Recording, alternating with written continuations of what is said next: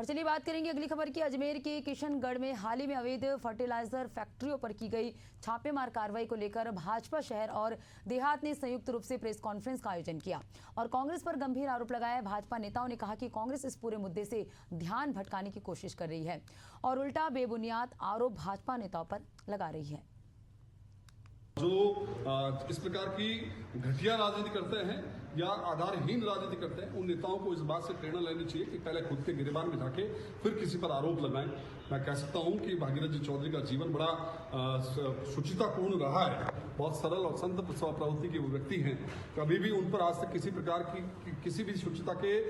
हनन का कोई आरोप नहीं लगा। केवल अपनी सस्ती लोकप्रियता और राजनीति चलते यदि कोई वहां का विधायक इस बात को उठा रहा है या माननीय प्रदेश अध्यक्ष स्वयं देखे जिनके ऊपर कितने आरोप थे,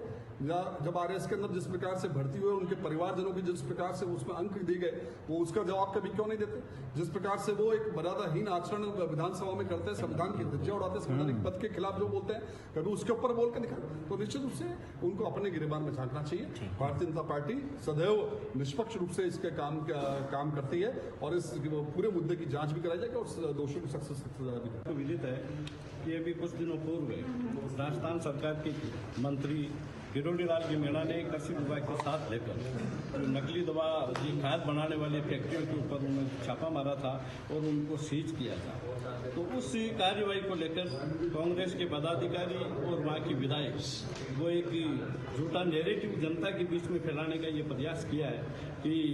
इसमें भारतीय जनता पार्टी के हमारे केंद्रीय कृषि राज्य मंत्री भागीरथ जी चौधरी जो उनका कुछ हाथ है, उनके ऊपर कीचड़ उछालने का प्रयास किया है। जबकि आप सबको विदित है केंद्रीय कृषि राज्य मंत्री भागीरथ जी का जीवन स्वच्छतापूर्ण और साधुपूर्ण उनका जीवन है, सादगीपूर्ण जीवन जीते हैं, किसानों के प्रति वो समर्पित है। कि केवल राजनीतिक द्वेषता के वश ये काम किया, कांग्रेस का ये चरित्र ही बन गया है। वो हमेशा किया जो पाप किया है उनके राज्य में किया है, लाइसेंस मिले हैं वो सारे उनके राज्य में उनके समय में मिले हैं और आरोप वो लगा रहे हैं भारतीय जनता पार्टी की सरकार और नेताओं पे जो कि बेबुनियाद है।